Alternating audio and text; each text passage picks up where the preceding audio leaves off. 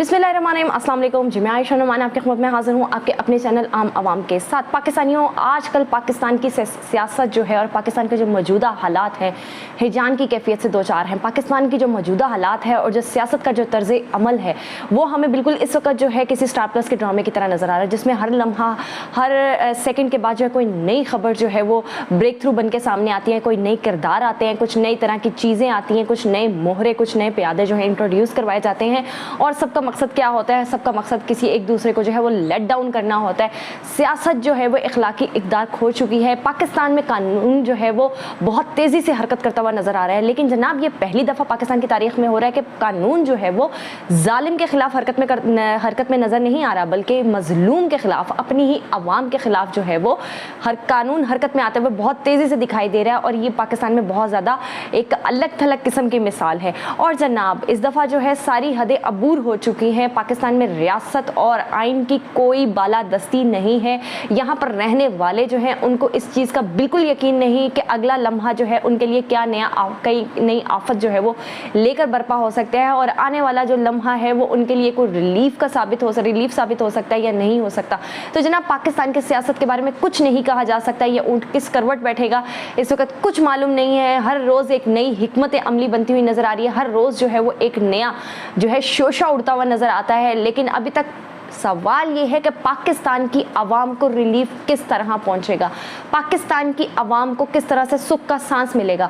दूसरी तरफ जनाब देखिए, कुछ हमारे इमाल ऐसे हैं और कुछ हमारी हरकत ऐसी हैं कि अल्लाह ताला हमसे बेहद नाराज़ है, और उसका जो भरपूर इजहार है वो बिपरजॉय जो एक तूफ़ान जिसने जो है पाकिस्तान का रुख किया हुआ है, जिसका जो मेन टारगेट है वो सिंध का इलाका है, सिंध की साहिली पट्टी है, और कराची जो है इसका जो है मुमकिन तौर पर एक टारगेट हो सकता है। ये अल्लाह का अजाब नहीं तो और क्या है। ये पेशन गोइयाँ बहुत पहले से की जा चुकी हैं कि जब आप जैसी कौम है जहाँ पे कानून नाम की शय जो है और जो है जालिम जो है वो बहुत ज़्यादा जुल्म करने पर उतर आता है, मजलूम जो है वो बद्दुआएँ देने लग जाता है, तो वहाँ पर जो है अल्लाह ताला का जो फिर कानून है वो बोलता है। और अल्लाह ताला का कानून किस तरह से बोलता है? अल्लाह ताला का कानून जो है मुख्तलिफ अजाबों की सूरत में जो है उन कौमों के ऊपर ढाया जाता है। कौम लूत और कौम नूह जो है उसकी सबसे अहम तरीन मिसाल है।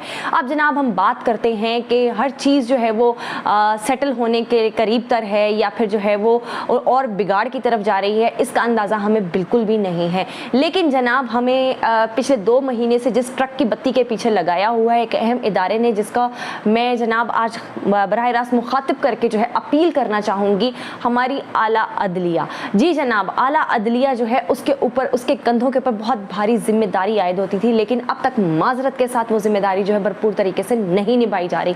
जनाब 9 अप्रैल 2022 की रात 12 बजे आपने अदालतें तो खोल ली, आपने कासिम सूरी की जो एक रूलिंग थी उसको कलअदम करार देते हुए आपने वहाँ पर अदम एतमाद की वोटिंग कराने का हुक्म दिया। आपने वहाँ पर जो है वो एक वजारत उज़्मा की जो कुर्सी है उससे जो है एक शख्सियत को आपने उतारने में भरपूर किरदार अदा किया। तो मुझे आप ये बताइए कि जहां आइन के मुताबिक आप उस वक्त फैसले करते आ रहे थे, तो आज आइन आपकी मौजूदगी में कैसे माजूल हो गया?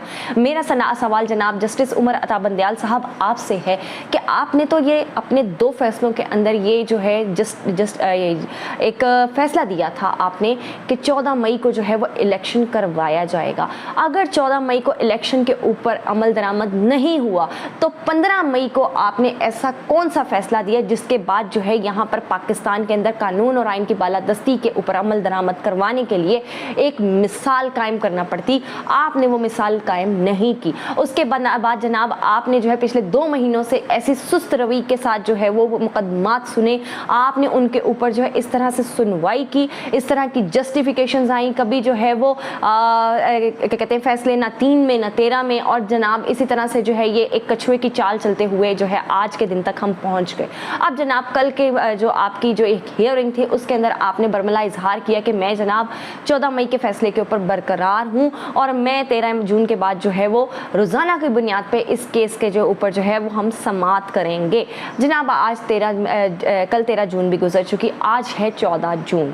14 जून को बताइए आपने क्या समाअत की शुरुआत की? तो जनाब आप ये मान लीजिए कि आप भी प्रेशर में आ चुके हैं। आप ये मान लीजिए कि पाकिस्तान में जो अदलिया का जो एक इदारा बना हुआ है और जो अदालत आलिया है उसकी जो एग्जिस्टेंस है उसके ऊपर बहुत बड़ा सवालिया निशान मार्क हो चुका है। जनाब, ये सवालिया निशान तभी मार्क हो चुका था जब 14 मई के इलेक्शन करवाने के ऊपर अमल दरामद नहीं करवाया गया था। आपके हाथों में जो है पाकिस्तान का तराजू है, आपको उन तराजुओं को जो है बैलेंस रखना था। आपको अपने जो जस्टिफिकेशंस हैं, आपको जो अपने फैसले हैं, उनसे आपको ये चीज़ साबित करना थी कि आप इस कुर्सी को जो है बहुत ही एहसन तरीके से चला रहे हैं। लेकिन बहुत माजरत के साथ मैं आपसे हाथ जोड़ के माफ़ी की दरख्वास्त करती हूँ अगर आपको कोई मेरी बात बुरी लगे। लेकिन जनाब, मैं एक पाकिस्तानी हूँ, मैं इस चीज़ का आपसे सवाल कर सकती हूँ। ये सारा बिगाड़ ही इलेक्शन का है। अगर इलेक्शन की तारीख का उसके ऊपर अमल दरामद करवा दिया जाता तो शायद अब तक जो है पाकिस्तानी जिस अजियत से दो चार हैं वो हालात पैदा नहीं होते। तो जनाब, ये आपको भी मानना पड़ेगा कि इस वक्त जनाब अदालतें भी माजूल हैं, इस वक्त जजेस हजरात भी माजूल हैं, इस वक्त जो है पाकिस्तान में आइन भी माजूल है। और जनाब, जिस तरह से मौलाना फजलुर रहमान की जो एक फ़ौज है, जिस तरह से उसने धावा बोला और जनाब उन्होंने फैसले के ऊपर असरअंदाज होने की कोशिश की और उन्होंने आला अदलिया के सामने आकर जिस तरह के नामों से आपको मुखातिब किया, जिस तरह से तस्वीर के ऊपर जूते बरसाए गए, क्या वो जो है तौहीन अदालत के ज़ुमरे में नहीं आता? क्या उसके ऊपर एक दफ़ा भी जो है आपने कोई तौहीन अदालत का मुकदमा शुरू किया? क्या आपने उसके ऊपर कोई सो मोटो एक्शन लिया? क्या आपको ये पैगाम नहीं देना चाहिए था इन तमाम कुव्वतों को, इन तमाम ताकतों को जो कि आला अदलिया के जो है ज़मीन पैरों के नीचे से ज़मीन खींचना चाहती है? आपको ये बताना आप पर लाजिम नहीं था कि भाई आपको आला अदलिया की ताज़ीम करना जो है आप लोगों पर लाजिम है, इसका एहतराम पाकिस्तान के हर शहरी के ऊपर लाजिम है। लेकिन जनाब, पाकिस्तान के बहुत से इदारे, पाकिस्तान के बहुत से जो लोग हैं वो इन सारी तौहीन से जो है वो मुस्तस्ना उनको कर दिया गया है और जनाब उनके जो है ऊपर किसी किस्म की कार्रवाई जो है अब तक अमल में नहीं लाई गई। लेकिन चलें ये भी छोड़ दें, सवाल यहाँ पर ये जनाब पैदा होता है कि पाकिस्तान की आवाम जो है उसकी नज़रें सिर्फ आप पर लगी हुई हैं क्योंकि पाकिस्तान में इस वक्त जो है स्मार्ट मार्शल लॉ लग चुका है। अब आप ये बताइए कि आपकी डोमेन क्या है? आप पाकिस्तान के इस मौजूदा हालात में किस तरह का किरदार अदा कर सकते हैं? क्या हमें आने वाले दिनों में पाकिस्तानी कौम को आपसे कोई उम्मीद रखनी चाहिए या नहीं रखनी चाहिए? दूसरी तरफ जनाब, पाकिस्तान के अंदर आज़ादी राय के इजहार के ऊपर जो है कदगनें लगाई जा रही हैं और जनाब हर तरह से जो है पाकिस्तान के लोगों का मुंह बंद करने की कोशिश की जा रही है। लेकिन जनाब, ये पाकिस्तानी जाग चुके हैं, ये कहाँ खामोश होते हैं और जनाब बहुत तरीक़े से जो है लोगों को डराने की कोशिश की जा रही है। मारूफ यूट्यूबर जो हैं आदिल राजा साहब, उनको भी लंदन में गिरफ्तार कर लिया गया, उनके ऊपर मुख्तलिफ़ किस्म की दफ़ात जो है उनको शामिल किया गया है। चलें दूसरा छोड़ें, एक और जो है वो सहाफ़ी हैं जनाब साबिर शाकिर जो कि बैरून मुल्क में इस वक्त क़याम पजीर हैं, उनको यहाँ पे कुछ लाइव थ्रेट्स हैं। मुईद पीरज़ादा हैं, उनके ऊपर भी मुख्तलिफ़ मुकदमात दर्ज कर लिए गए हैं और अभी जनाब इमरान रियाज साहब के बारे में कुछ अता पता नहीं है।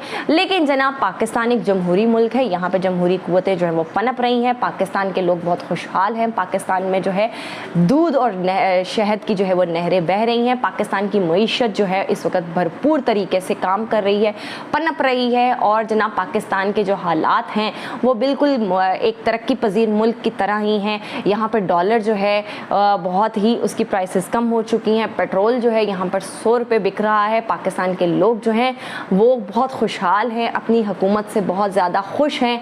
ये सारी फैंटेसीज़ जो हैं खुदारा, हम इन सब चीज़ों से थक चुके हैं, हम पक चुके हैं। अगर आप लोग कुछ नहीं कर सकते तो बेहतर है कि आप लोग अपने ओहदों से इस्तीफ़े दीजिए। आप इस चीज़ को मानिए कि आप ये प्रेशर को हैंडल नहीं कर पा रहे। अगर आप इस कुर्सी को डिज़र्व करते हैं तो प्लीज़ वो जजमेंट्स दीजिए, वो फैसले दीजिए जिससे आवाम को रिलीफ मिल सके।